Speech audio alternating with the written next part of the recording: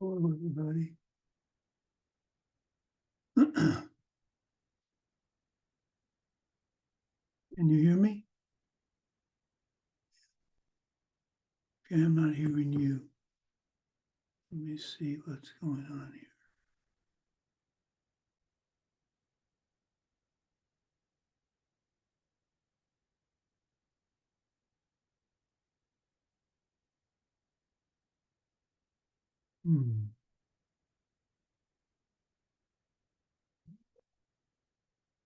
Okay, how about someone say something?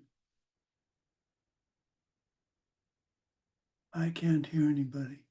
Good morning. Oh, there we go. Okay. It's Good. okay. Excellent. Okay, got a lot to do this morning. So let's start with the mandala. Mike, if you'll offer the mandala, please. Thank you. Good morning.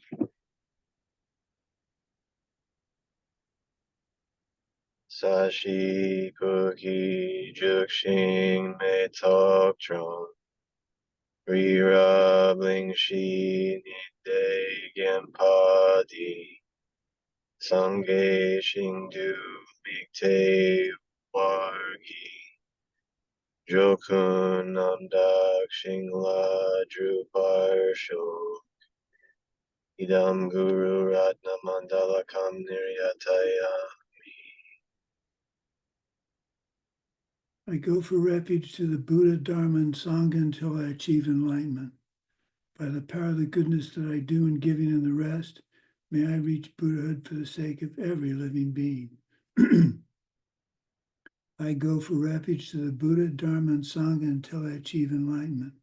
By the power of the goodness that I do in giving and the rest, may I reach Buddhahood for the sake of every living being. I go for refuge until I am enlightened to the Buddha, Dharma, and Sangha until I achieve enlightenment. By the power of the goodness that I do in giving and the rest, I will reach Buddhahood for the sake of every living being. Okay, let's do some rejoicing. Let's start with Svetlana. Hello, Venerable Sumati. Hello, everyone. I would like to rejoice that we have this wonderful system which helps us in our life. And like yesterday, when I felt myself lonely, like after I did some tasks, I was thinking like how to be and etc. I bought some products and went to my old lady and spent sweet time with her. So I planted seeds for having beautiful relationships in my life, and by becoming an example to help other people create a beautiful relationships. So I'm rejoicing that we have this wisdom which can help us be happy and by planting seeds. Very good. That pretty much says it all. Very good. Okay. Katrina, what do you have to rejoice about? Hello, everyone. Can you help me, please, with plan? Thank you. Я радуюсь тому, что у нас гарное завершение, что мы I'm happy встретились, about that завершаем we курс. have met and finishing this course. Я радуюсь тому, что была I am на этой rejoicing неделе к своим знакомым, that потому I что went to my friends, иногда я because ловлю себя sometimes на том, что я I'm catching забываю myself that I'm forgetting интересоваться какими-то being своими interested знакомыми, about кого как other дела. people, about my И friends, меня how they are doing, получилось поддержать and других I и managed to support предложить. others and У offer. меня были идеи, как помочь I had кому-то, some ideas how у to кого help родились someone дети недавно. who has got children recently, and I had some ideas how to help them. Oh, good. Excellent. That means you're going to get the help you need in the future. Just be sure always to dedicate after you do that. Dedicate to good deed. Okay. Daria, what do you have to rejoice about? Good morning, Venerable Sumati. today I did Tonglen for women. I think she don't like me, but I did a Tonglen for her and take to my practice. And today I saw her very happy, and I'm happy too. Oh, good. Doing something for someone who you think doesn't like you, that's very generous of you, and that's going to set the seeds for you to have people help you in the future. So, very good. Very Yeah, good. and I think she's an angel, and I don't know who is she, and maybe she helped me to my way to enlightenment. I Yeah. don't know. Well, that's an excellent way to look at it. She tested you. You don't think she likes you, but instead of saying, "Well, the hell with her," you went ahead and helped her anyway. Yeah. That's very good. That's what we're looking to do. Okay. Evgeny, what do you have to rejoice in today? Здравствуйте, досточтимый Сумати. Сегодня Good afternoon, dear Venerable Sumati. Today I would like to rejoice two events. The first one, my friend, after 3 years, got married today, and she planted this moment during 3 years. And my another girlfriend, she was in mental afflictions and she was not happy.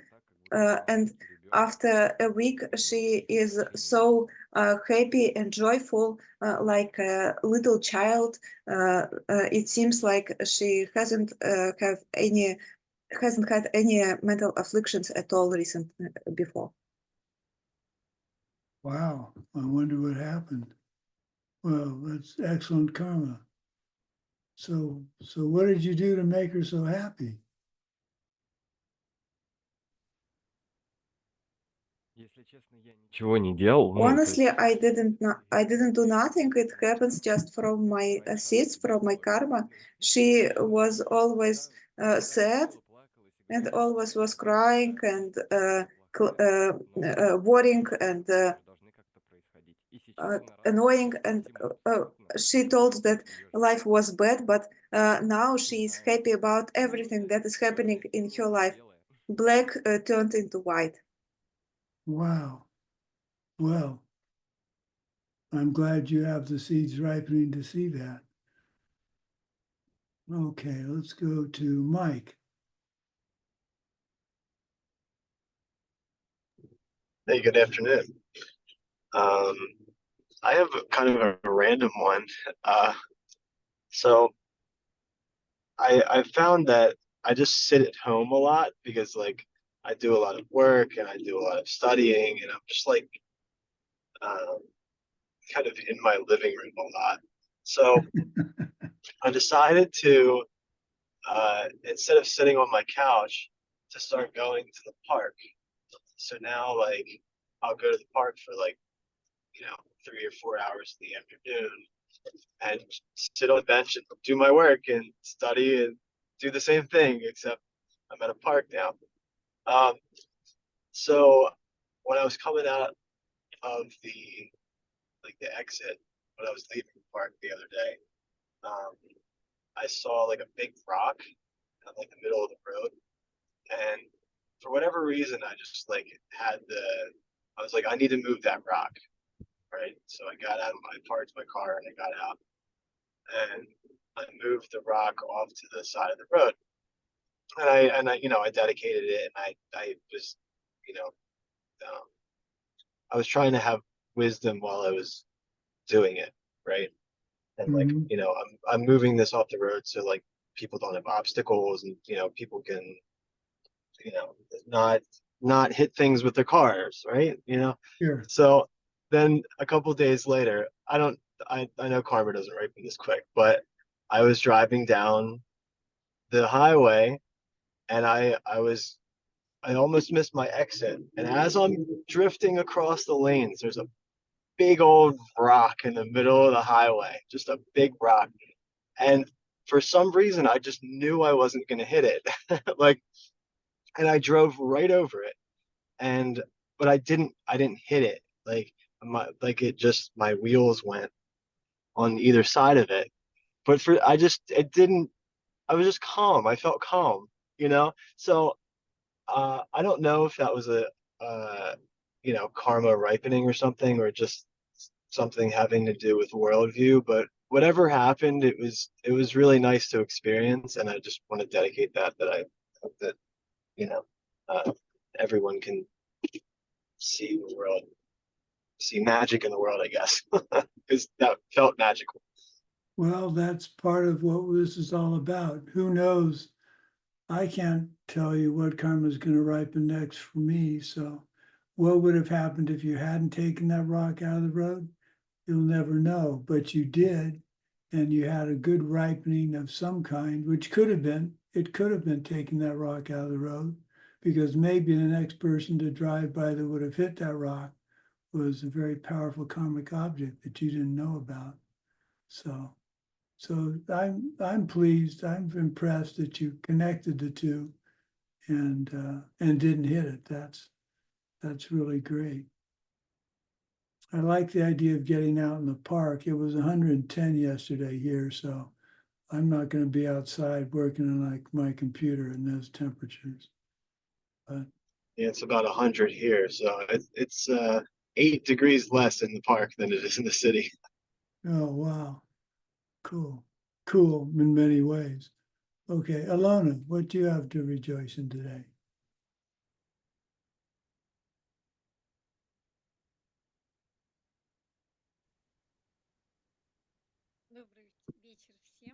Good evening, everyone. Good evening, dear Venerable Sumati. I'm rejoicing that we have a wonderful sun in our city and the weather is very warm. Secondly, I am rejoicing that on the 6th of July, I was on the refuge walls and updated it under your guidance. Good.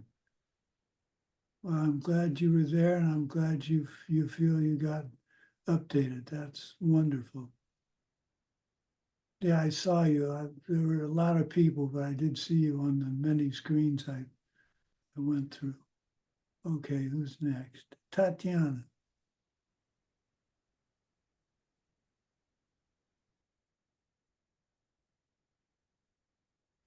She might get away to take care of her mother. She wrote it in the chat before. Okay. Well, my rejoicing.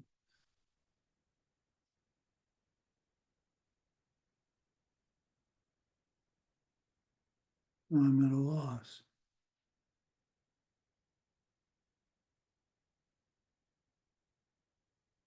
Well, I rejoice that the teaching, White Tar teaching is almost going to happen.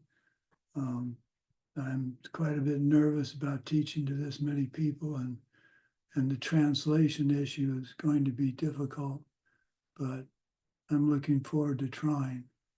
And after all this waiting, it'll be fun to just get going.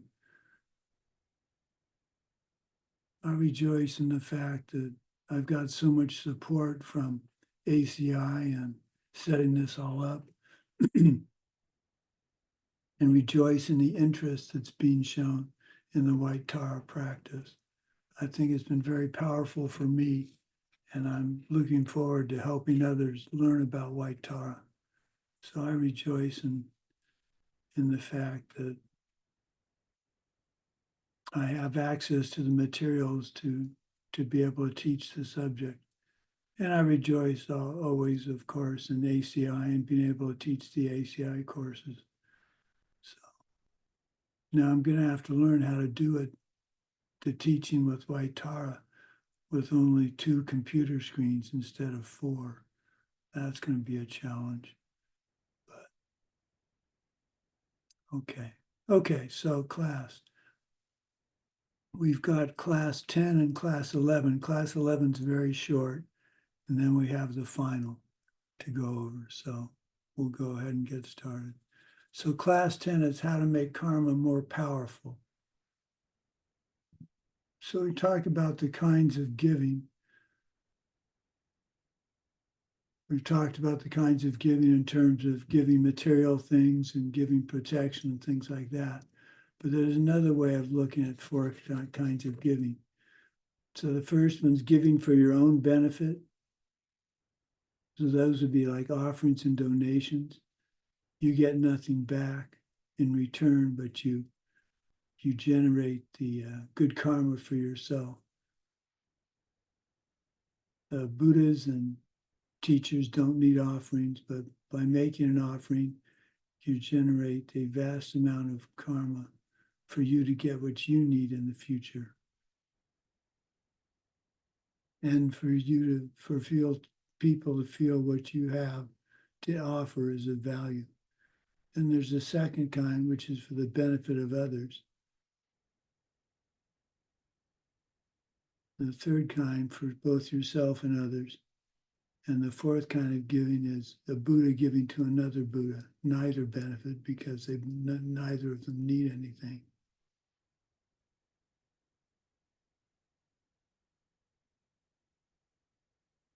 If you are a kind of person who want a desire realm result, if you are intelligent, you would just start giving away money to the highest objects you could, and you would be guaranteed success. But you have to consider the consequences. We're not asking you to give all your money away because in the hopes that you're going to get more money back in this life. You might, but by the time you get the money back, you may have forgotten how you got it. And so you're just suffering again. So you have to be careful. You don't want to get exhausted trying. You have to prioritize your needs and give without regret. That's maybe one of the most important things to remember when you give. Give without regret.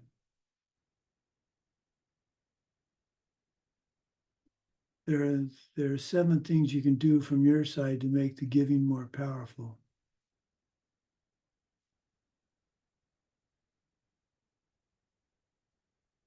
So one is to understand the good qualities of holy beings and wanting to become that way yourself, admiring them, feeling joy and happiness that they're there.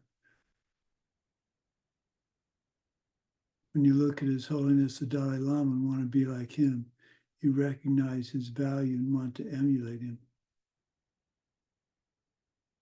One of the most touching things that happened for me in my career, it wasn't necessarily as a teacher. I had a friend at Diamond Mountain come up to me one day and say, "David, I just want to be just like you." And that really touched me because he saw me offering to help at all times, which was true. At Diamond Mountain, I answered the phone, "How can I help you?" Instead of, "Hi, this is David. What can I do to help you?" I've got a funny story about that. I may have told you this, I don't know. I answered the phone, I always answered the phone. "This is Diamond Mountain. How may I help you today?" And one day I was particularly tired and hungry and sweaty, and I answered the phone, "Hi, who is this?" It was my sister, one of my sisters. She said, "Well, that's a really friendly way to answer the phone." So after that, I always made sure that I answered the phone with a positive tone. It's interesting when you call somebody and they sound happy and interested, it makes a big difference to a phone conversation. So another way to make giving more powerful is to have morality when giving. It makes it much more powerful. So if you're avoiding the 10 non-virtues, that will make the action of giving much more powerful. Number 3, don't be stingy. Don't give leftovers. Give the best of it. This is a hard habit to break for many people. For me, in the joy I have of helping people, I can do either of two things. I can do what is easiest, fastest, and most convenient for me, or I can do what is best, either after careful consideration or in talking with the person.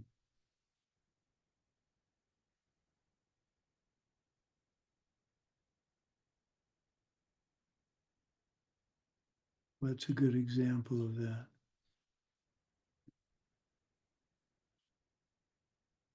Oh boy, I had one. Oh, here's a good example. So, amazing number of people, most of them women, but not all, at Diamond Mountain, did not know how to change the tire on a car, the flat tire on a car. So what's expedient for me is just to change the tire for them. But what helps them the most is to show them how to change the tire.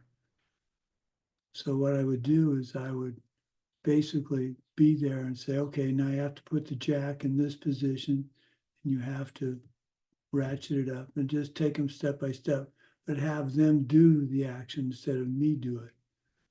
And that way I taught them how to change a tire. And in the future, if they were somewhere where they needed to change a tire, they would know how. Now, what was easiest for me was just to change their tire. But what helped them the most was to show them how to change a tire. So, another thing that makes the giving more powerful is just raw classroom hours of learning that you know what to do. If you give without awareness of what you're doing and what that's doing karmically for you, it's of little benefit. You must understand the 3 spheres of giving: the selflessness of the giver, the giving, and the gift.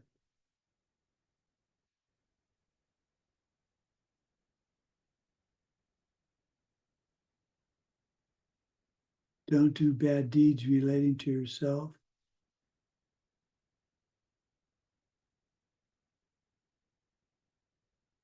A person with greater personal qualities creates more good karma in giving than one without the qualities.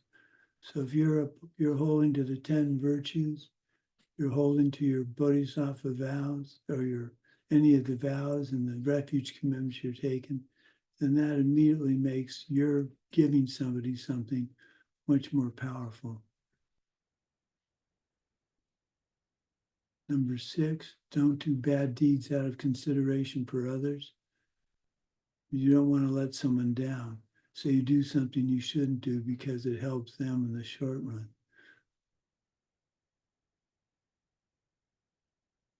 It's the way you act in front of others. Would what I'm doing hurt other people? Would people lose faith in me or in Buddhism by doing this deed? Motivation is very important, but be careful not to rationalize yourself doing something wrong. So, what's a good example?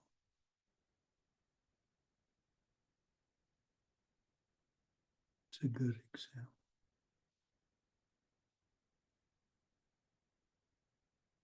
Oh, good example would be someone comes to me and says, I understand you have a scanned copy of the 3 Principal Paths by Geshe Michael and Ken Rinpoche. Can I have a copy? And my first response would be, is, do you have a copy? If they say, no, I don't have the money to get a copy.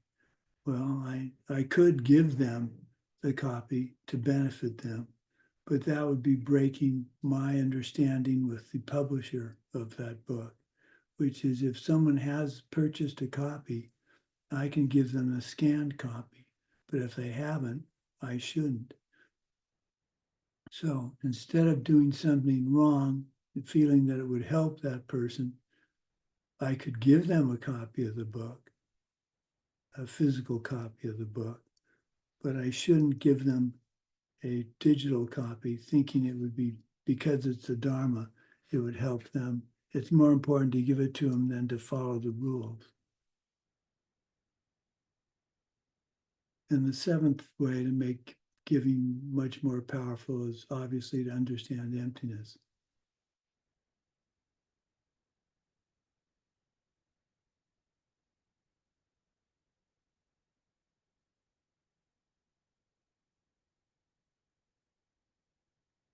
Another way of making a giving something more powerful is an attitude of respect for the person you're giving it to. And also your physical appearance as you're giving. So it's giving respectfully. You just don't toss something to it. When you give something to a teacher, you should give respectfully. Just don't walk up and hand them a gift and walk off. Another way of making it very powerful is you give what a person really needs at that moment. Generosity with things people don't use or don't seem to need is weaker than giving what is especially needed at the time. So this is a consideration of, if you're looking for a gift to give to somebody, it should be something you specifically want to give them for a good reason, not just look around the house and see something and, oh, I'll give that because I have nothing else I can give. It's important that you have a belief that what you're giving the person is meaningful, both for you and for somebody else. I have a particular watch. I used to collect watches. And a friend of mine would really like to have that watch, but he's a government employee. So it's very hard for me to give it to him without it being a gift. And they can't accept gifts above $30 in value without reporting it. And this watch is worth considerably more than that. Plus, and this is just as important, I'm just not quite ready. I would regret giving him the watch because I'm just not quite ready to let go of it. So you have to think of all of that when you're giving a gift to make sure you don't get somebody in trouble or make it awkward for them. A gift, for example, find out about the person you're giving the gift to some degree. I'm allergic to a certain type of walnut. It makes my throat close and would stop me from breathing. So a gift of walnuts to me would be harmful. Now, how do you find out whether a gift of walnuts would harm somebody? If you're going to give a gift of food, find out from somebody else who knows the person what their allergies are. That's simple enough to do. Then you'd find out, if you ask my lovely wife, he's allergic to walnuts, then you would know that a gift of walnuts is not a very good idea.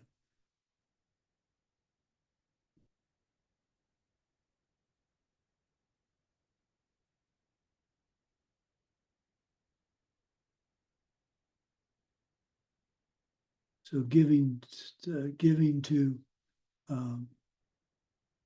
I don't know if you have homeless people in Russia, Ukraine, to the way we do at the stop signs. They'll sit there and have a sign that says, please give whatever you can.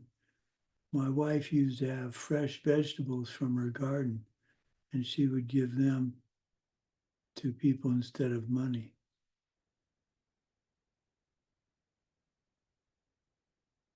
Robin Hood activity is wrong. Stealing grain from the rich to give to the poor is wrong. So you have to be very careful. The object of giving, to have the most powerful result. Humans are better to give to than animals. It's better to give to the worst human, the worst criminal, than the best animal, because humans have the potential to reach nirvana in this lifetime, and animals don't.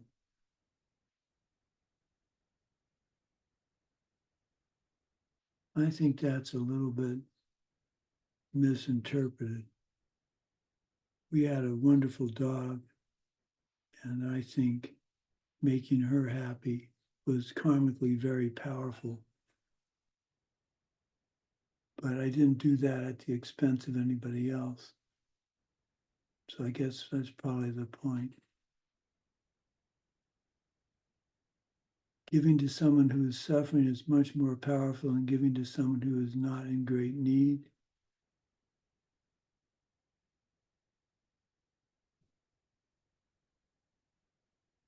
Giving to a special object, like your parents who have helped you,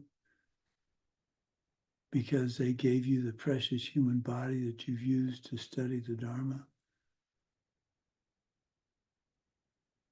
Or giving to those of high spiritual qualities.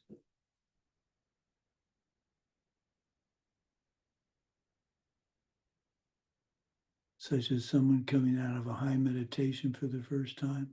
That's a powerful, very powerful object to give to.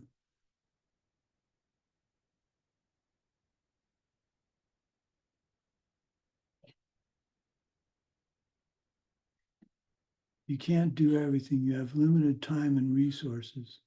So you want to make the most of what you do to get the best result for your effort.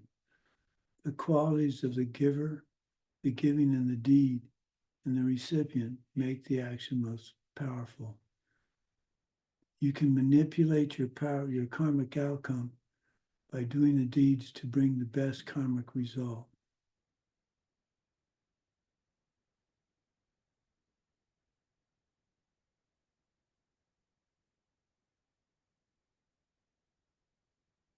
So it's important to think of all these things when you're doing the act of giving.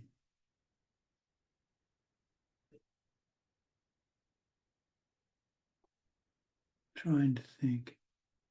Well, even the smallest of things. When you're giving, for instance, I'm preparing dessert for us in the evening. Now, there are 2 pieces of cake. One's bigger than the other. I can give the bigger piece to my wife because that would be a nice thing to do, but then that's more calories. So what do? I usually take the 2 pieces and I let her choose which one she wants instead of giving her the small one and taking the big one. Now that seems pretty trivial, but that's the kind of small thing, small act that will come back in your life in a positive way. I'm trying to think of a good example of giving the best you can give. What's a good example?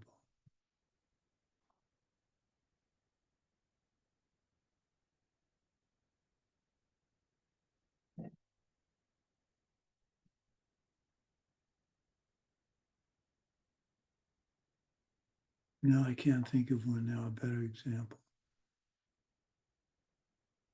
Okay, let's go to class 11. There it is. Class 11 is just a brief review of the 4 powers of purification. Now my computer's, there we go. So you all remember the 4 powers of purification? Yeah, okay. So I call them the 4 R's: refuge, regret, restraint, and remedy. Now, sometimes refuge and regret are interchanged, but I like doing it in this order. taking refuge, ultimately your understanding of karma and emptiness. When you fall down, you stand up, reasserting your refuge. Your refuge is your knowledge of karma and emptiness, not some blind belief. It's understanding what's happening. The destruction force, the regret, is to rip out the roots of something. It's not guilt. It's an intelligent, educated destruction force, understanding that you just screwed up based on your knowledge of karma and emptiness. The restraint force, you won't do it again. Now, this is something that I think most people, when they're new to the 4 powers of purification, make the mistake of saying, I'll never get mad when I see someone on their cell phone in the car again. And then a day later, they see someone in the car on the cell phone and they make some comment. So when you're doing the 4 powers of purification, make it realistic. So for me, I would say when I was still driving, I would say, okay, when I go to the store today, I'm going to try very hard not to think, make any comments or think about the person next to me and next in the car next to me being on the phone. Maybe instead, I'll think, thank goodness they have a phone so they can call ahead to the hospital or wherever they're going that they need to be on the phone. That's much more positive than getting upset at them because they're driving with on their phone, even though it's against the law. But having said that, when I could make it for a day, and the next time it happens, I say, okay, I'm going to restrain myself for 2 days or for a week. And the antidote, the remedy is easy in some ways and hard in others. You can recite holy names like to the 35 Buddha practice. You can recite mantras. You can study the scriptures. You can meditate on emptiness, which is the most powerful. Make offerings to holy objects. The highest offering for me is to succeed in your practice, to do what I've taught you. And the 6th one is use holy images. Sometimes a Lama in one of the retreat centers will give you the task of making 100,000 vajras, 100,000 Vajradhara satsas. You know what a satsa is? It's those little plaster of Paris images that you can find. So they have molds, and you assign a student to make 100,000 of those, and they take a mold, and the mold may make 100 at a time. So they have to do that over the year, over a big lengthy bit of time.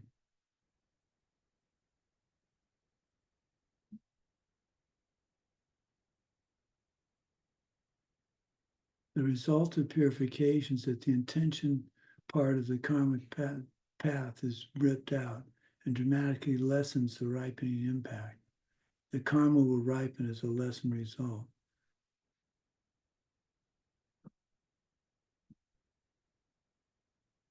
One thing about karma that my wife and I have worked on for years and was confirmed by Geshe Michael is that we look at it, your karma ripens, then you see it. So your projection occurs just before you perceive it.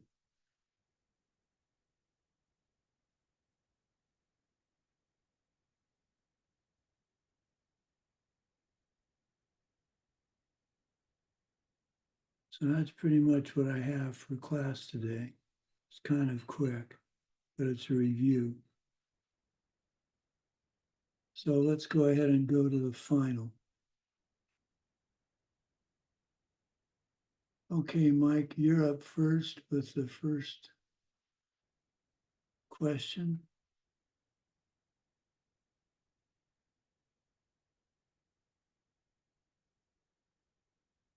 Mike?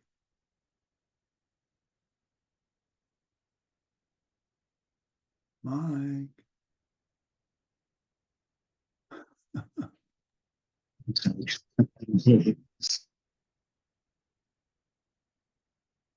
You've got the first question. Yes.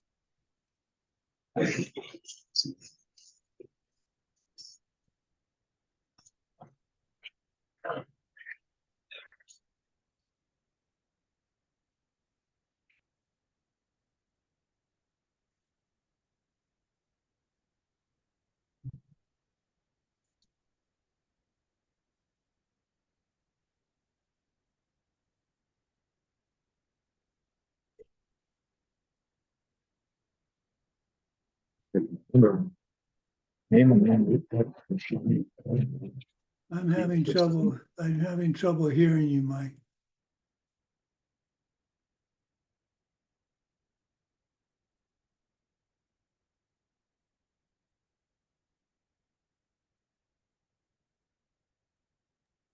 Can you hear me now? Yeah, Okay, sorry about that. Bad timing. Not my karma today. Okay. Name the main root text for the study of higher knowledge. Give the author's name and his dates. Then give the name of the main commentary we will be using, the author and his dates. So the main root text is the Treasure House of Knowledge, also called the Abhidharmakosha, and that's by Master Vasubandhu around 350 AD. And then the commentary is called The Illumination of the Path of Freedom, and that's by the first Dalai Lama, His Holiness the First Dalai Lama. And his dates are 1391 to 1474. all right. Tatiana, number 2.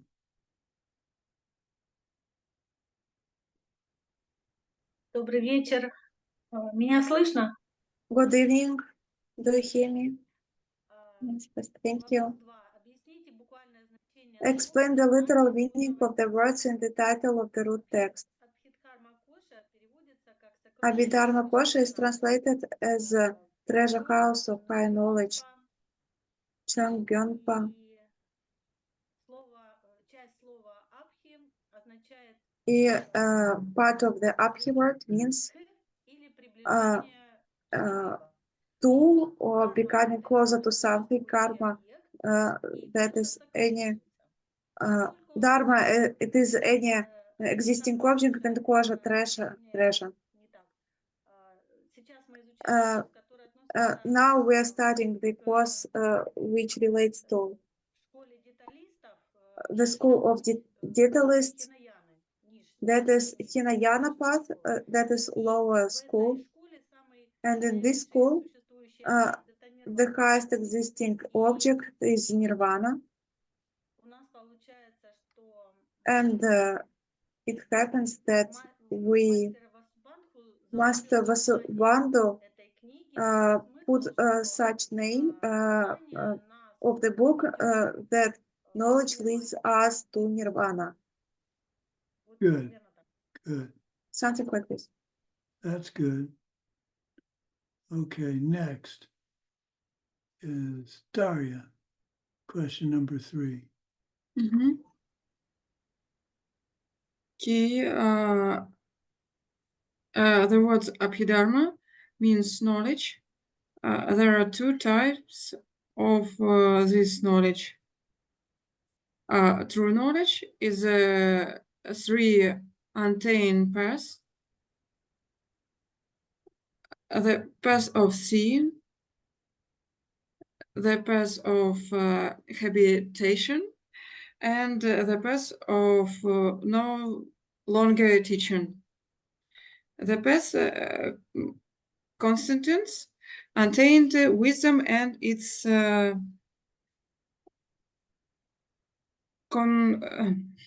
concatenated.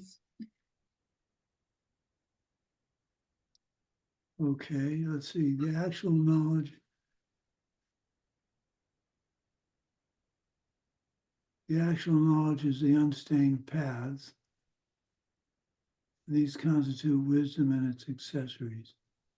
Yeah, that's, well, the knowledge is what's going to get us to enlightenment. That's basically, and what's in the Abhidharma Kosha is accepted by all schools as being valid for doing that. Okay, Alona. No, I'm sorry. Oh, my screen is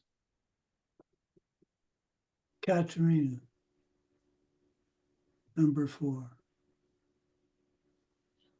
Назовите 4 обязательных атрибута авторитетной Name the буддийской 4 required attributes of a reputable Buddhist book and explain what they are in this case. И первое – это предмет The изучения. first one is subject matter, stained and unstained types of phenomena. The second is purpose, to plant in students' minds the wisdom which analyzes phenomena in an ultimate way. Ultimate goal, the third one, and in this case it is that the students achieve the 2 types of nirvana. And the fourth one is a relationship among the first 3, and it is achieved through the subject matter of the book, and the ultimate goal through this same through the purpose, through the same purpose. And also this relation can be presented as subject matter. All existing things are related to what expresses the subject matter, what the text is about. So the text is It's, well, what's another way of saying all that?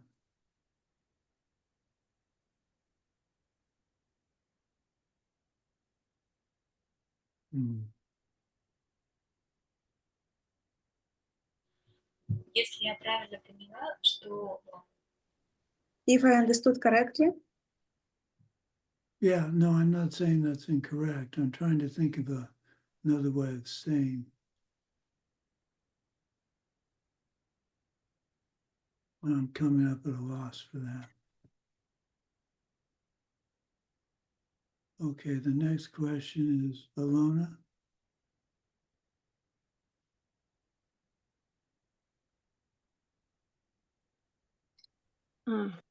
Назовите 2 основных типа name the карм. 2 most basic types of karma or deeds. 2 основных типа кармы. The main 2 types of karma, that is movement of the mind, which is mental karma, that is sempa, и kiliya. The second is what it motivates. It is sempa jepa. Right, now, that's an interesting, the 2 basic types of karma or deeds. I would say, I think a different answer, I'm not going to say a better answer, a different answer would be karma is movement of the mind. And so that would be mental karma. And then there'd be what it motivates, so body and speech. So movement of the mind, I think it's easy for us to forget that movement of the mind is itself a karma. And then how you act on that karma is the motivation part. So let's say you think about killing something and you don't. That's better than thinking about killing something and killing it. But just thinking about killing it isn't itself a karmic seed that you've planted. So don't, as you're trying to behave in a more appropriate manner, don't think that getting mad at yourself but not saying anything is you're safe from the karma, because you're having a movement of the mind. So when I get frustrated, angry at myself, for not being able to open a Ziploc bag easily or to get dressed easily. I'm still getting angry. I'm still setting a karmic seed. It just may not be as powerful at the moment. So don't be happy. Well, be happy you didn't act on something, but don't be happy that, don't just accept the fact that you got mad. So when I open a Ziploc bag now, I think to myself, yes, it's frustrating, but deal with it instead of, why won't this silly bag open? It's not fair. Because the movement of the mind is the first part, and what it motivates is the second part. But that's the physical reaction, or the speech reaction. It's the point I'm trying to emphasize is that mentally, you start the process mentally. All karma starts mentally. So to not act on the thought or action doesn't stop the karma from being said if you get mad. I think that's easy to forget. Okay, who's next here? Svetlana, you've got number 6. Non-communicating form has 5 characteristics. Describe them by using the exact phrases from Master Vasubandhu's root text and explaining each of them.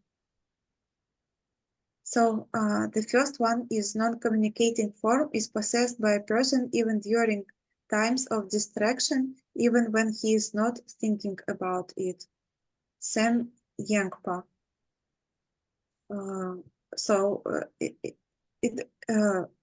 It means that like we can be distracted and it still takes place. The second one is like this type of form is possessed even when the mind is stopped, even when he or she is in that deep meditation where the mind at a very subtle stage, although not actually stopped. Sam Mepa. The third one is the type of form is either virtue or not. Its essence is either a good deed or a bad deed. Ge dank min ge. And the fourth one, this type of form continues on after a deed related to the person who did it in a constant stream. Jet drill. And the last one, finally, this type of form takes the great elements as its causes, which is to say that it is physical matter. Jungwa Chenam Gyur Chepa. Very good. Very good. Okay, who's next? Evgeny, you've got the next one. Дайте определение добродетели, Give the недобродетели. definitions of virtue, non-virtue, and neutral karma. Добродетель – это Virtue is an action which brings a positive karmic result, which brings something good into our life, some pleasure, protects us, and brings us to nirvana. A non-virtue is an action which brings us some undesirable result, unpleasant result, and brings us to some disturbance. And neutral karma brings us a result which is different from the first two. And an example here could be if I look at the wall where it has some picture, this is neutral karma, and it doesn't lead neither to good nor to bad. And that's where I still, as the more I think about it, I think neutral karma is, we have opinions about everything. So how can there really be a neutral karma? So you look at the wall and you say it's a wall. And then your mind goes, well, it's blue. Well, why is it blue? I don't like blue. Or, wow, blue's a great color. So it's, I guess I think neutral karma turns into a positive or a negative pretty quickly. I'm trying to think of something I'm completely neutral about. I can't think anything. Oh, well.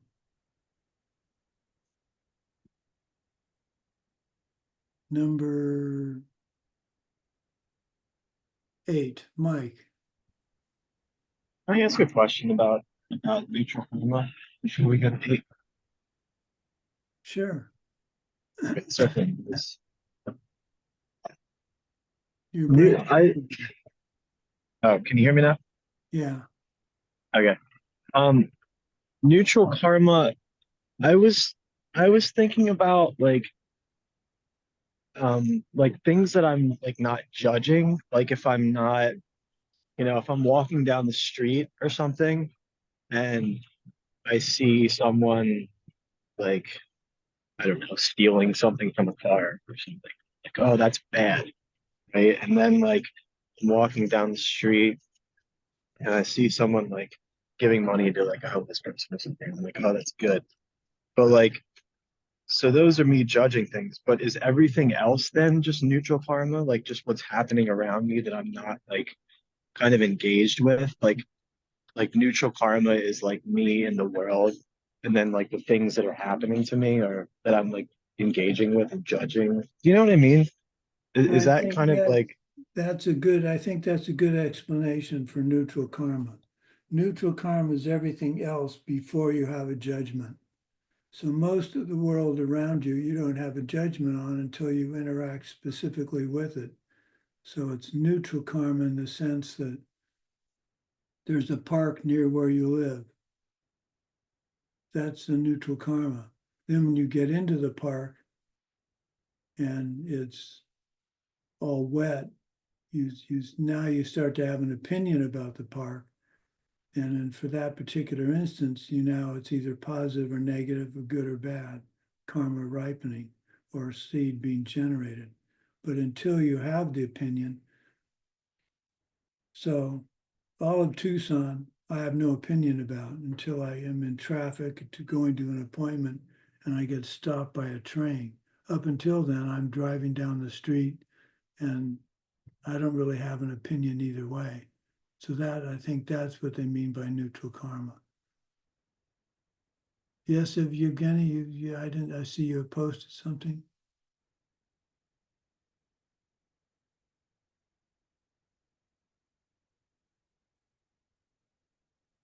Yeah. Мне надо сказать.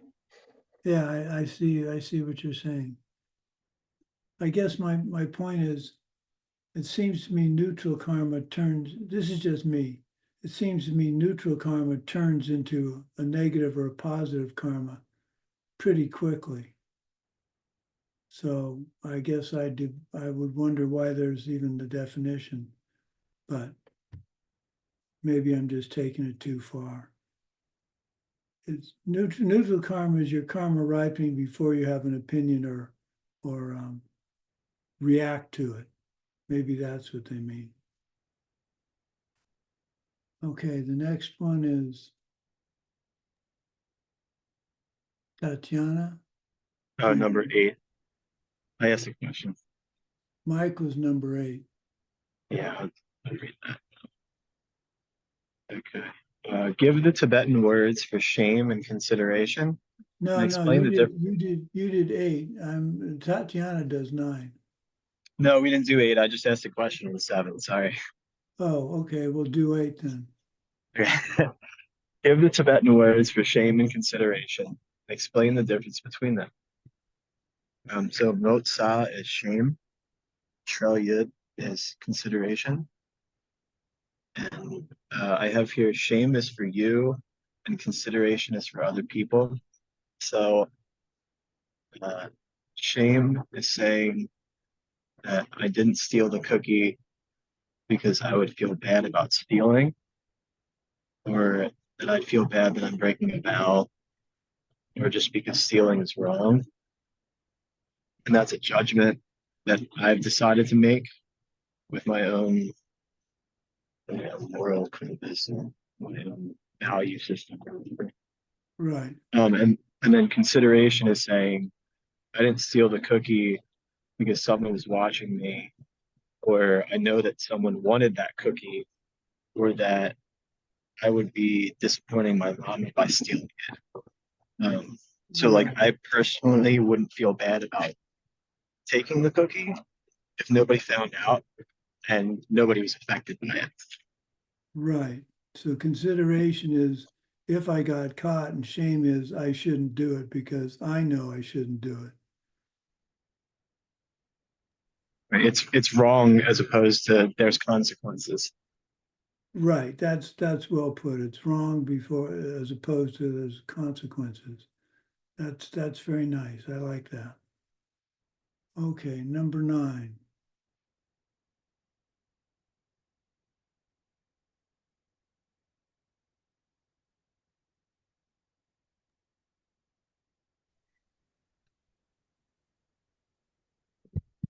Дайте сокращенный список 10 неправильных. Yeah, I'm here. Sorry, I'm switching channels.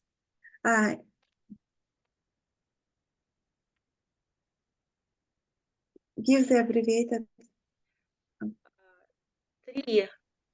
Give the abbreviated list of the 10 rights and wrongs and group them by the 3 gateways. 3 done with your body. The first one, killing, sokchu, or protection of life. The second is stealing, majin, len, Или уважение чужой or respecting of properties of others. неправильное сексуальное Sexual misconduct, поведение. lokhem, Или уважение or чужих отношений. respecting relationships of others. Следующее The next 4 done in your speech. Значит, это четвертый этический принцип. So the fourth ethical Или правдивое principle is lying, dzunma, or honest speech. The fifth is divisive talk, trauma, or connecting speech. шестой принцип. The sixth ethical principle, harsh words, Хик-суп. siktsub, Или мягкая речь. И or седьмой soft смысленная speech. речь.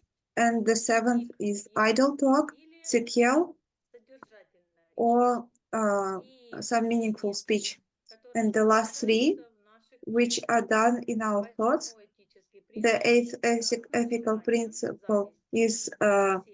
Или jealous использовать других. namsem, or Девятый, нежелательный. rejoicing of success of others. Ninth is ill will, nusum, or compassion.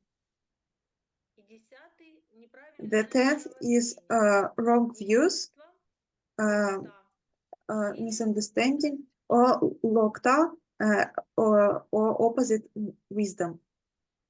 Right.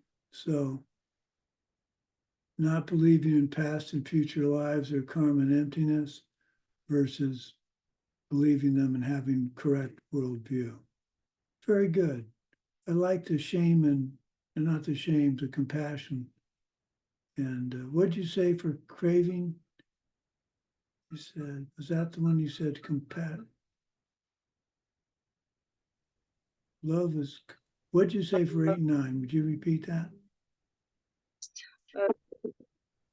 невежественное желание или зависть.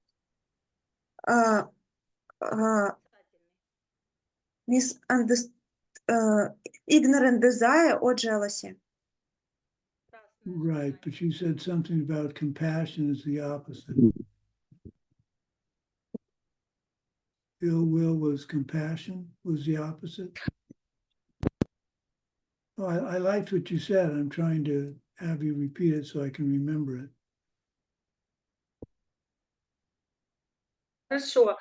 Противовес Well, недоброжелательности. ill will, Сострадание. opposite is compassion and trying to feel the same as other people feeling. Okay, and craving? The opposite of craving is want others to get to be happy, so that'd be love. Okay, I like that. Very nice. Okay, who's up next? Daria, you have question 10. Okay, name the 3 types of experience in 3 different times that repent from deeds, karma. Okay, First, karma whose result you see in this life, what you see now. For example, I can speak and stay in this lesson. Second, karma, whose result you see in the next life. And third, karma, the result of which you see in any of the lives following the next life. And right. I think I work with children, and they're ill, and I think it's karma whose result they see in this life, because they didn't bad in this life, but they ill, and Right. So that's karma that happened in their next life, which is this, not their last life. oh, I think these are all absolutely true, but we tend to think or tend to be taught that the karma that happens in this life is coming from the past, which is true. And there's not much you can do about it because you can't have karma ripen quickly in this life. And I don't agree. I think I have no idea what karma is going to ripen when. And to think if you're helping children now, it's not going to ripen until next life for you getting the help you need. I think that's, well, for lack of a better term, ignorant. Karma can ripen at any time. Whoops.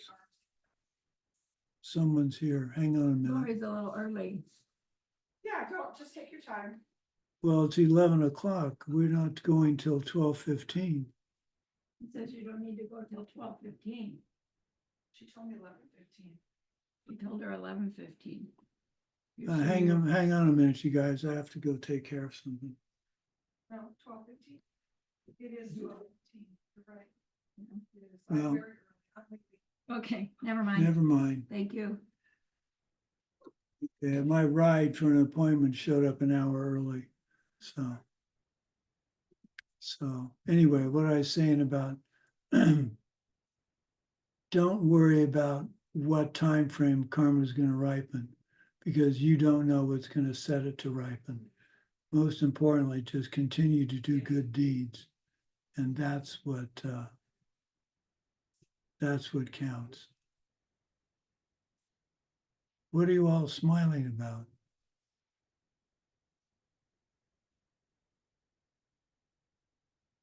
Oh, me? Well, all three of you, all of you were smiling there for a minute. I'm just curious.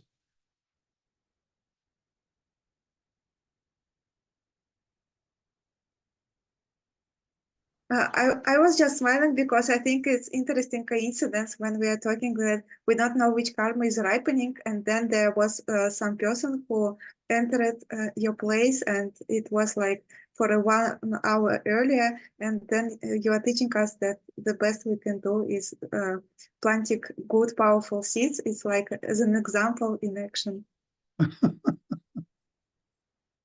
Well, I guess that's true. Okay. Let's see. That was Daria. Okay, Katerina, you have number 11.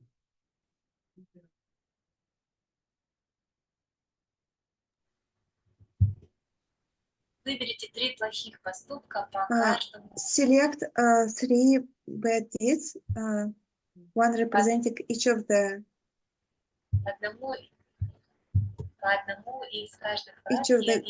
gateways, and explain the 4 consequences it will produce. You can just do one if you want.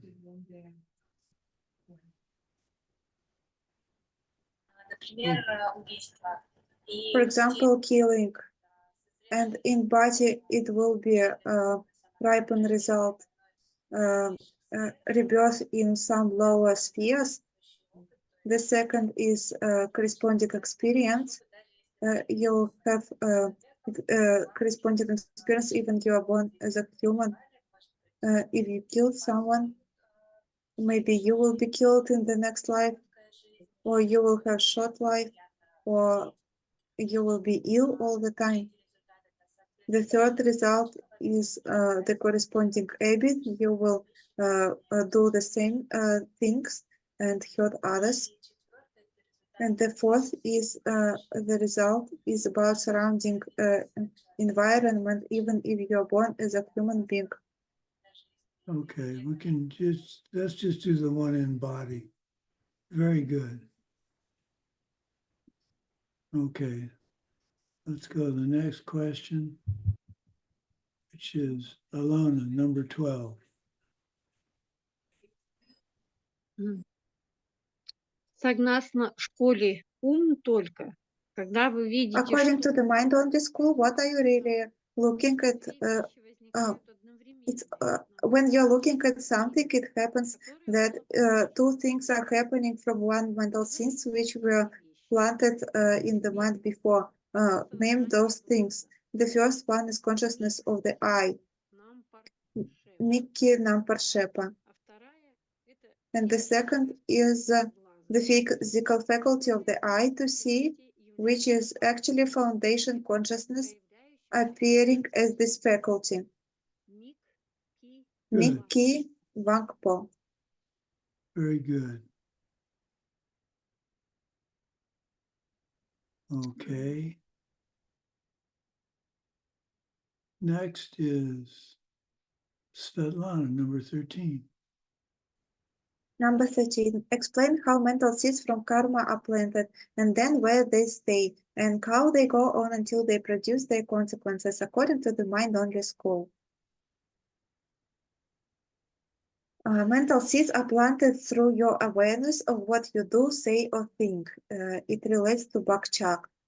Then these mental seeds stay in the foundation consciousness even for a very long time by replicating themselves from moment to moment and passing their energy on from each older form of themselves to each newer ones. And the last step is that when the conditions are right, the mental seeds are ripening into a perception of something. Right. Now, this is interesting. I'm not quite sure, I've never been quite sure why it's okay to think of, not okay to think of the kunshi as the mind stream. So they apparently are saying there's a specific place in your mind, the mind-only school, where the karmas stay, as seeds stay. And the middle way school says it's in your mind stream. It's not in a specific place. So I'm not quite sure. I've never been quite sure why that's important. And I think it may be because your every move you make, boy, that brings back the words to a song from Sting. Anyway, you've got a conscious, the kunshi, where all of this is stored, and your mind goes there to pick one to ripen. And in middle way, consequence school, they say, no, it's not so much that they pick one to ripen, your life is a constant stream of karma's ripening. So I guess that's the difference. That must be the difference. But why is that important? Why would it matter? Well, go ahead. If anybody has a thought, why would it matter whether it's in a specific location or it's continually, it's in the continuity?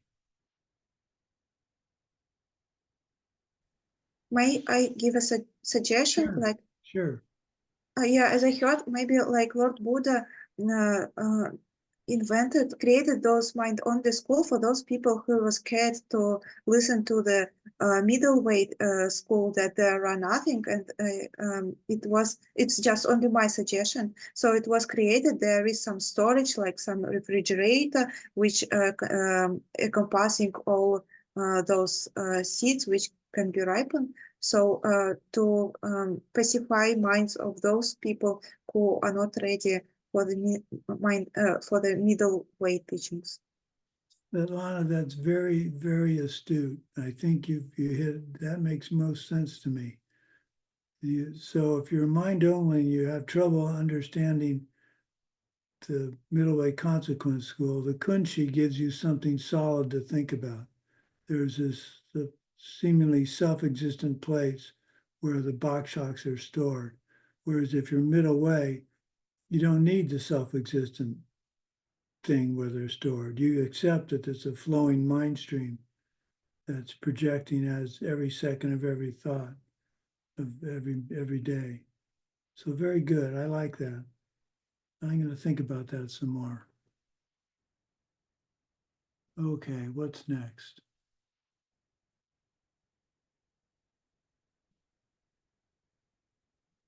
Evgeny, number 14.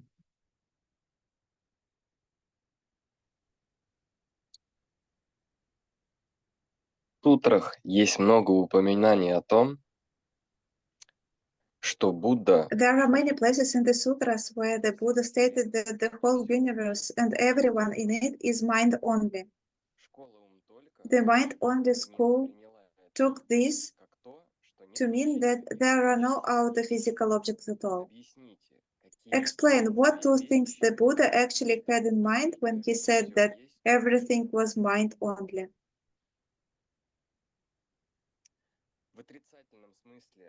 In the negative meaning, mind only neglects that universe and world was created by some creator, by some God, that it was created by someone.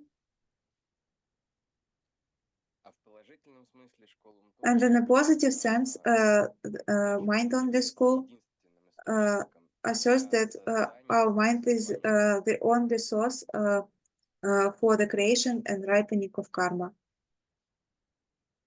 Right. In a negative sense, the universe is said to be mind only, to deny it being created by anybody else. So it's saying, another way of saying it's coming from us, our mind. In a positive sense, it's said to be mind only in order to assert the mind is its primary source because of its creation and ripening of karma.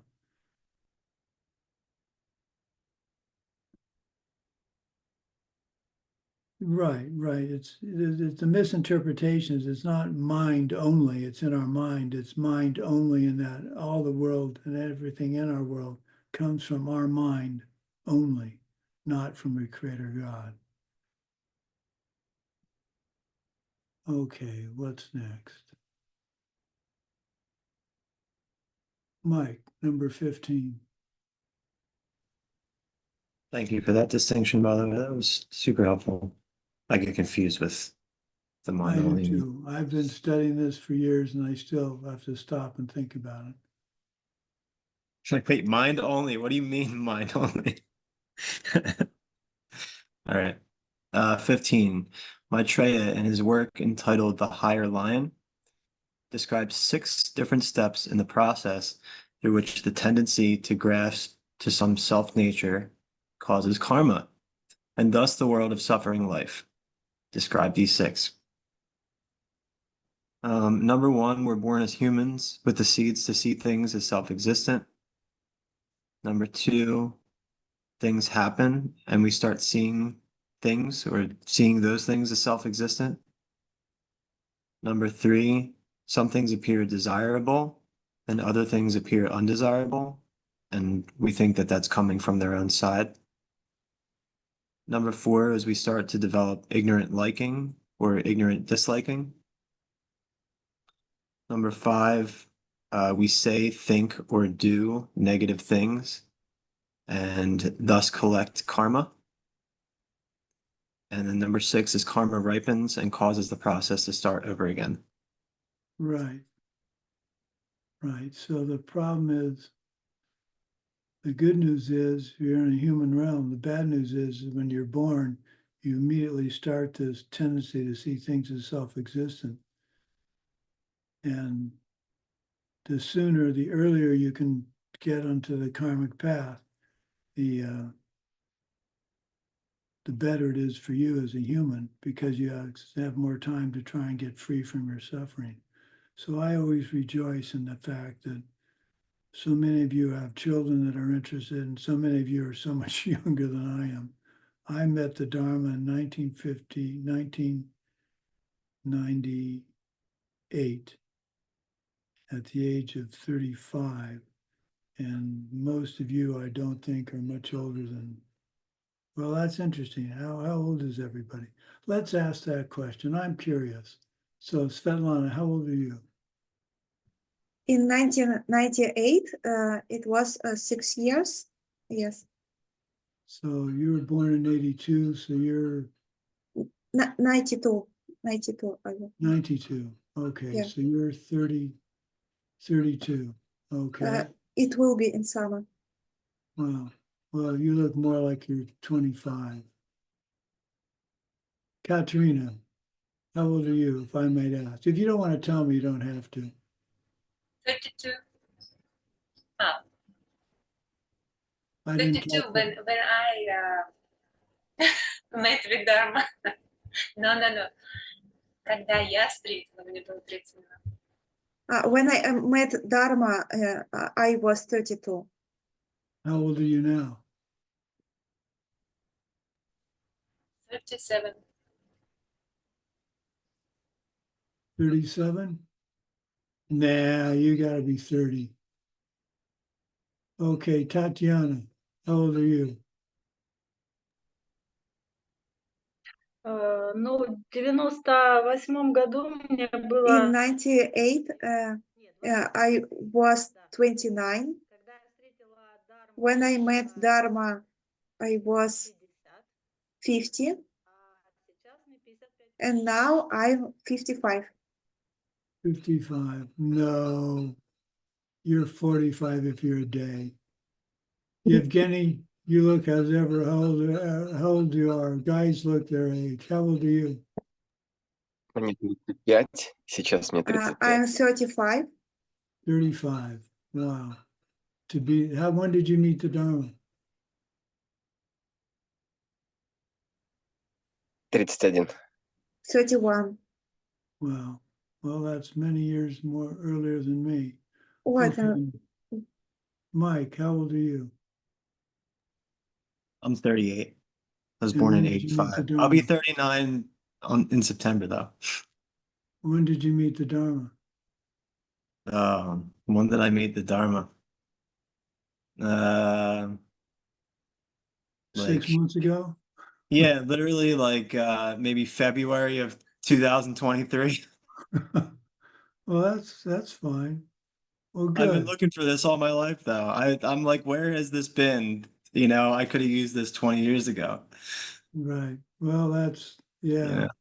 I thought alcohol was my Dharma for a while.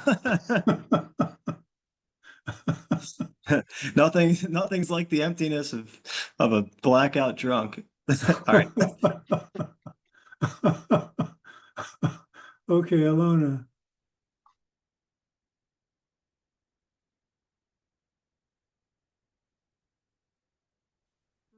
Мне сейчас 50. I am now 53. Дharma я познакомилась And with 5 Dharma, лет назад. I was introduced to 5 years ago.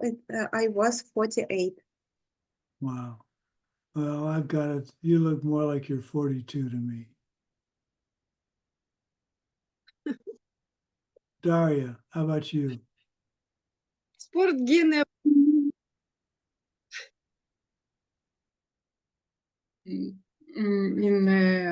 1998, I was 18. So you're 44. 89. Yeah. Wow. I still think you look like Scarlett Johansson. Does anybody ever tell you that? My mother. Oh.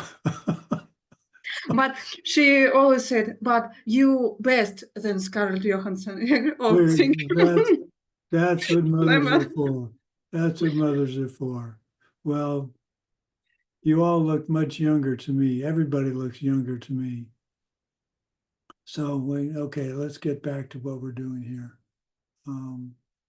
Who's up? I've lost track of who's next.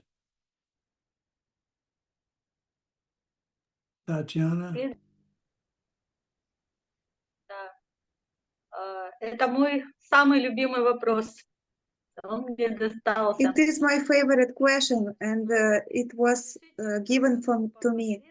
The 16th, describe how the consequence section of the middle school explain what is happening in this case using the concept of three paths, three material causes, and three contributing factors.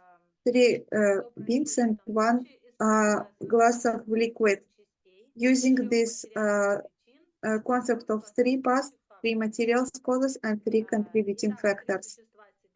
So three beings are sitting and there is a glass of liquid on the table, and three different beings are looking at are seeing three different objects: nectar, water, and something.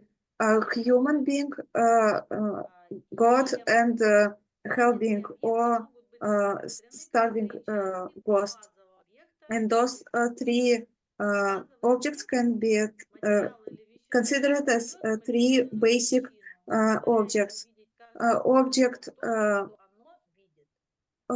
Basic object gives a cause for a being to perceive what it perceives, and karma collected by that being is a contributing factor which allows to see what they see, and that is our favorite pain from Geshe. And that is from me already. Very good.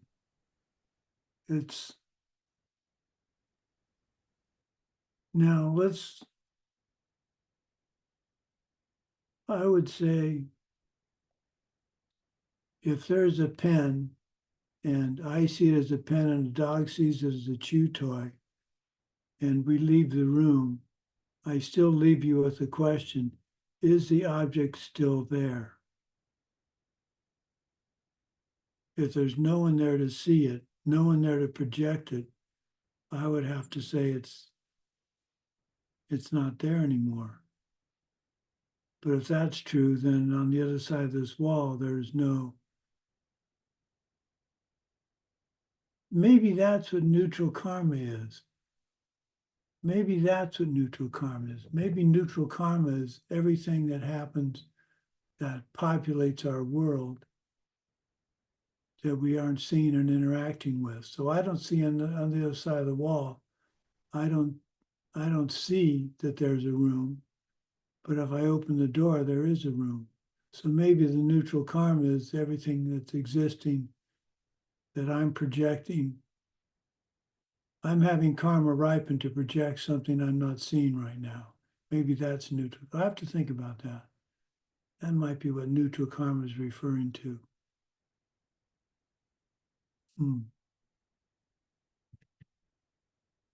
Okay. Well, I'm glad you got to do your favorite question. Go ahead.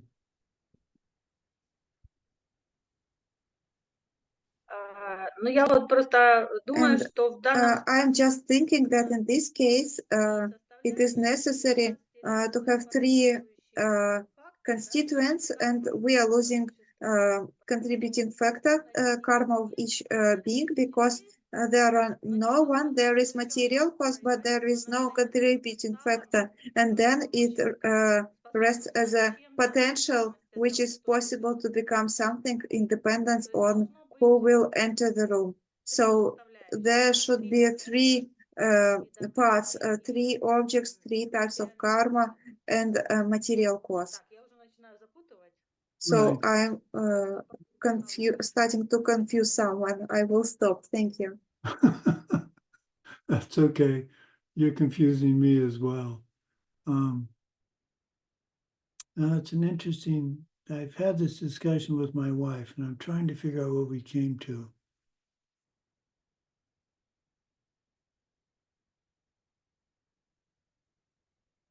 So it's like there's a background karma being projected all the time. and that's what my world is. And then there's the karma that's I'm reacting to, that's specific. Well, I'll think about that some more, and we'll talk about it next class, next course. Whoops. Okay, everything disappeared from there. Okay, who's up next?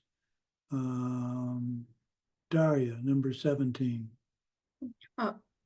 Venerable Sumati, Evgeny want to say. Oh, He I'm up sorry. his- Go ahead.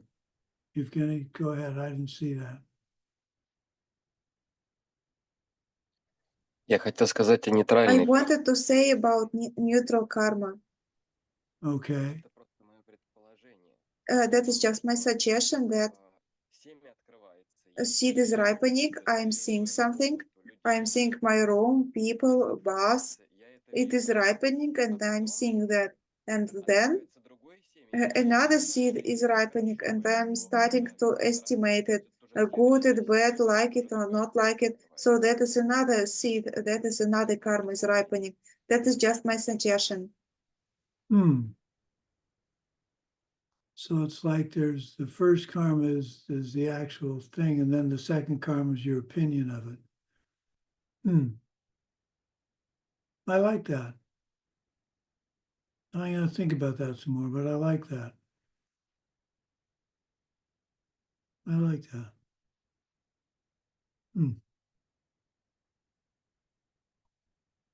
Okay. Who's up next? Me. Tiana, Daria, Katerina, number 18.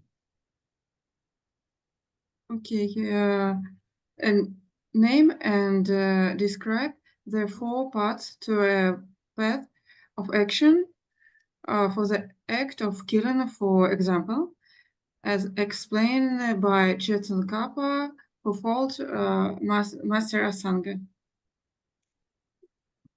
Okay, first the base or involved object. It's shu in Tibetan. Who are you killing? Who are you stealing from? And what are you stealing? Next, second, related things. It's sampa. What thought did you have about the killing?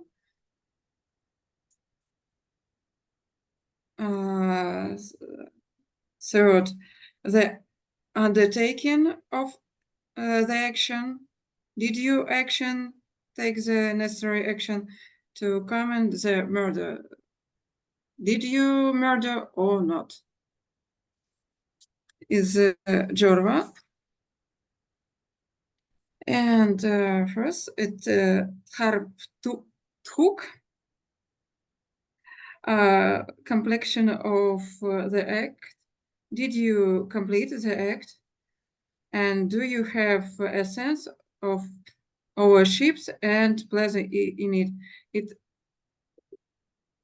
It's very important how you feel. You feel pleasant, or I'm killed, I'm power, but maybe not. Maybe you think, oh my God, what I'm doing. It's Right, not to have it karma, be a actually. complete karmic path and get the full potential for that karmic path,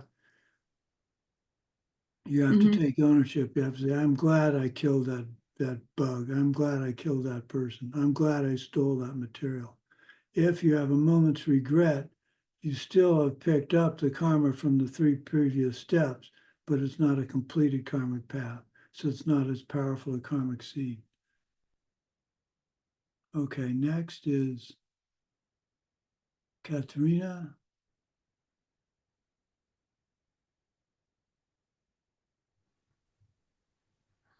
Вторая часть из этих The second part of this 4 part has 3 parts of its own.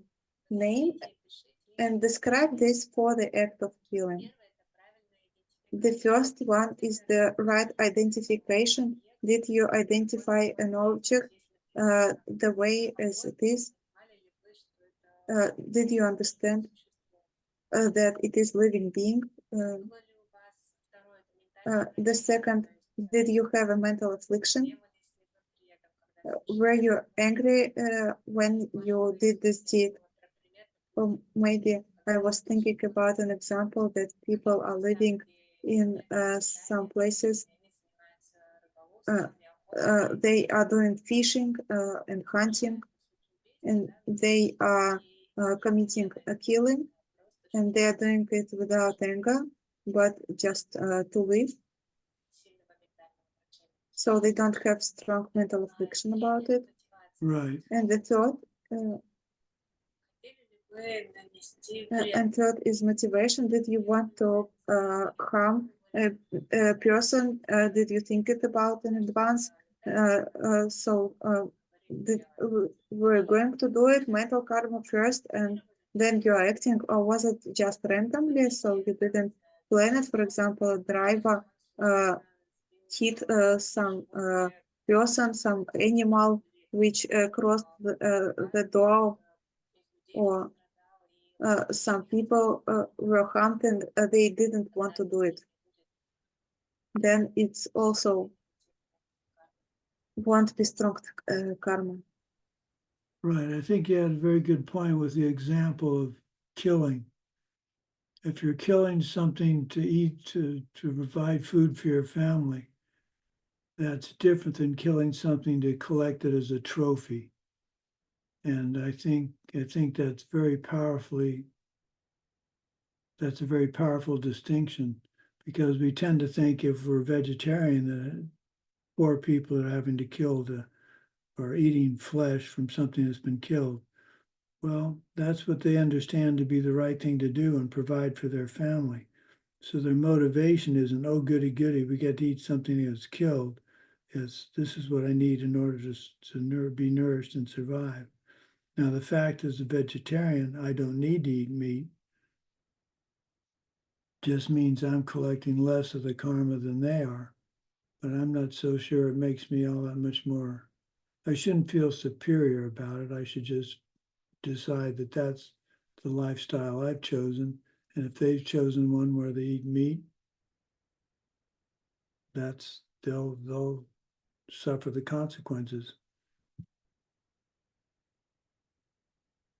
Okay, who's next here? Alona, number 19. Да. Yes. Что означает What фраза does most basic virtue или коренная? or root of virtue refer to? Фраза самая основная Phrase или most коренная basic virtue or root чаще virtue всего подразумевает often нашу карму, которую implies обладаем. all entire store of good karma that we possess. In the study of how this basic virtue or base of virtue is destroyed, Фраза означает the phrase refers specifically to what we call the collection of merit, или накопление or the добрых accumulation деяний, of good которое deeds, создаст which is два going to наших produce our two physical bodies когда мы станем when we причастны become an Богу. enlightened being. Накопление The мудрости collection of дает wisdom нам produces ментальное our mental состояние, state когда мы when we становимся become a Buddha. Right. Now, this is an interesting thing. We've Now, talked about virtue and merit and the difference between the two. So here he says, the study of how basic virtue or the base of virtue is destroyed, the phrase refers to what we call the collection of merit, or the accumulation of good deeds. So merit produces the two physical bodies of a Buddha. Virtue,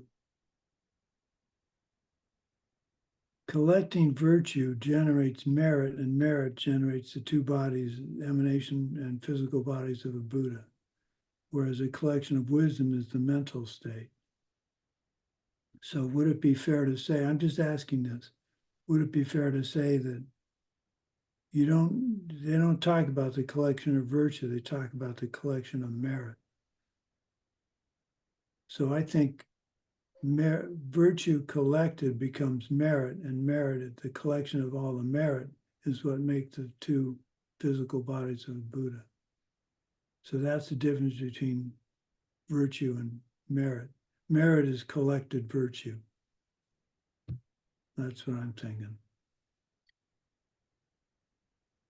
Okay, thank you. Let's go to Svetlana for number 20. Number 20. Describe the kind of person who can lose this most basic virtue. A loss of most basic virtue can occur with humans, male or female, as opposed to beings without a distinct sexual identity, who are intellectually inclined, since they are capable of sustained and powerful wrong views. Okay. So if you're alive and got a brain, you can lose your most basic virtue. So next is Yevgeny.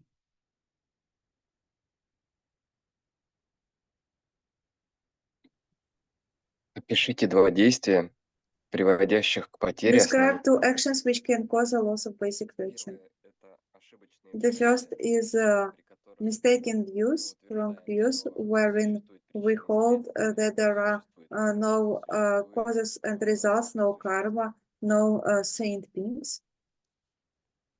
И второе – это сильный гнев, And направленный the second is intense anger towards bodhisattva. Right. And the question is, if you get mad, so intense anger, I need to find out more about that, because anger is one thing, intense anger is another. So the fact that I get angry, so I'm trying to be a bodhisattva. So let's just say, for the sake of argument, I'm a bodhisattva. I've taken the bodhisattva vows.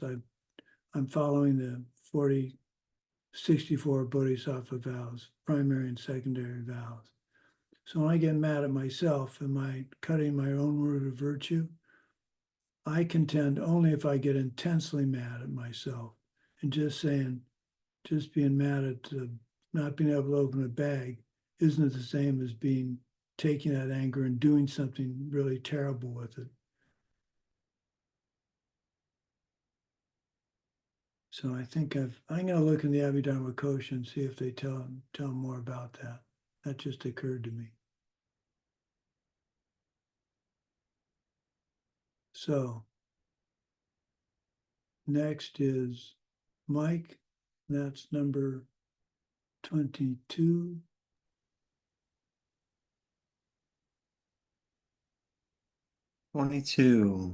Why are these deeds called immediate? Talking about the 5 immediate misdeeds. Describe also the specific type of birth that one must take because of them. And then I have, like, there's 3 parts to the answer, kind of. Immediate, they're called immediate misdeeds because they cause an immediate rebirth in hell realms. And then no other rebirth intervenes. So, like, if you do this, you will be born in the hell realms. You don't pass go. You don't collect 200. You go straight to hell. And then I have that causing a schism in the Sangha equals the lowest hell. Right. And that's the lowest hell is the hell of no respite, or Avicii hell. And I don't think have we gone through the different realms? I don't think we have. I think that's course 7 or 8. Okay, next is Tatiana, number 23. But 23. 23, Я немножко отвлекусь. I will be a little bit distracted on this course. Our curator gave us Buddha, and I'm looking at this series that I'm watching at the end, and it is talking about 8th course It was so interesting. That is such a film.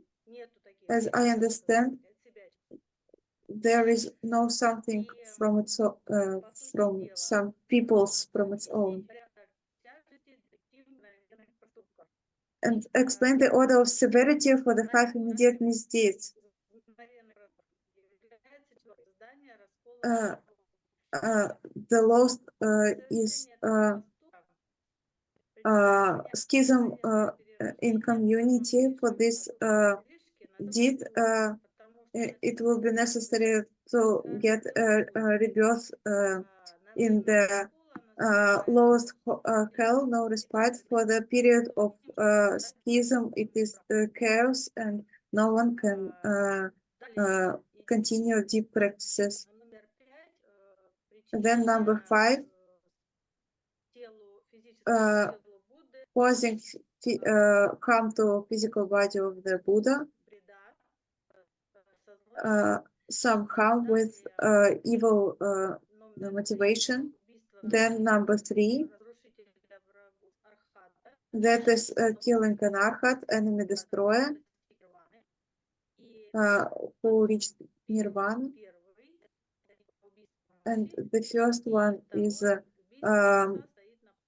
killing of mother, and the second, the killing of father, is staying on the last place. I don't know why they don't give them in the order of severity to begin with. I have no idea. That's always been a question. Okay, well, gone through the final. No, I'm sorry, we have one more. Daria, one more question, number 24.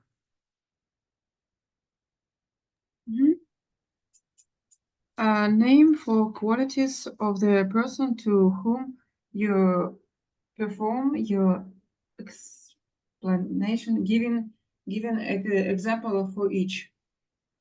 Okay, first, by type of being, people are better than animals, but I agree with you, Venerable Sumati, because I think about war.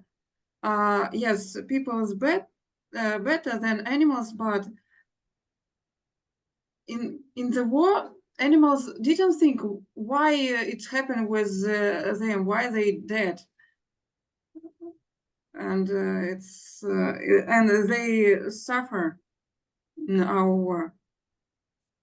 Second, by type of suffering, a sick person or someone who is cold. Third, by the help they have given you in the past, your parents. Yes, and 4, by their good qualities, entering the stream. Right. So type of being, people are better than animals. That doesn't mean don't be nice to animals. It just means that it's more powerful to be kind to animals than to be kind to humans and kind to animals. Kind of suffering. So if someone's sick, it's more powerful to give to someone sick versus someone who's not sick. By the aid given to you in repayment for the help given in the past. So that could be your teachers or a friend or your parents or a brother or a sister. By their good qualities, a stream enterer, that's the power of someone who's on the path ahead of you. So you're giving them, if you make an offering to, or give something to someone who's a stream enterer, that's much more powerful than the other 3. And now the important thing is, don't go around looking for which one to do the most power to. Do the most giving you can. And I don't worry so much about who I'm giving it to, as to that I'm giving it. Okay. Well, that's the end of course 5. Let's dedicate the goodness of what we've just done, and then we'll talk about when we're going to start up again. So may the precious Bodhi mind not yet born arise and grow. May that born have no decline, but increase forevermore. May the source of benefit and goodness, the Dharma, spread and expand. May the beings upholding the Dharma have excellent health. May the source of happiness and well-being for all embodied beings, the Dharma taught by the Buddhas, always increase. Now, let me get my calendar. See if I can come up with, come on, calendar.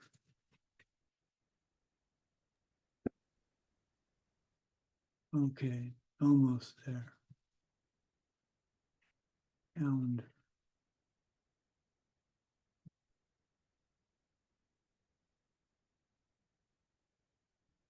Okay, I'm going to be gone all of August in retreat. So that's out of the question.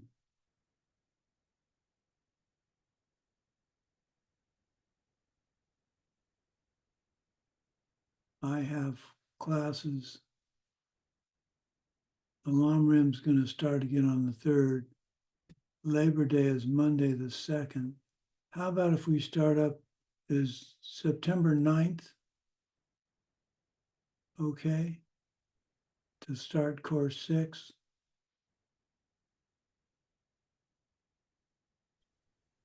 It was my day, my birthday. It will be my birthday.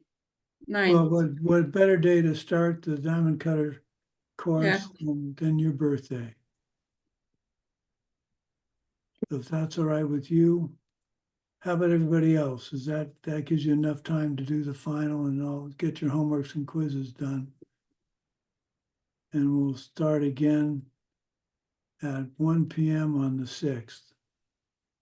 I mean, on the 9th, 1 p.m. on the 9th. 4 года будет. Октября. Is that okay with everybody? 9 сентября моему сыну будет 4 года. Oh, my son will be 3 years on 9th of September, and I am awaiting the 6th course very strongly. Okay. Well, thank you for the opportunity to teach. I appreciate it. I will be more focused in the future. I've been somewhat distracted lately, but thank you very much for the opportunity and our interaction. I appreciate when I ask questions that you have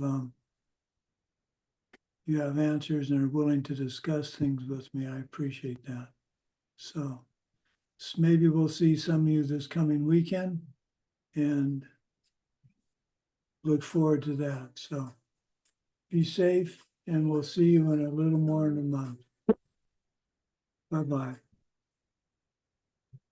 Thank you so much. Спасибо. Thank you so much.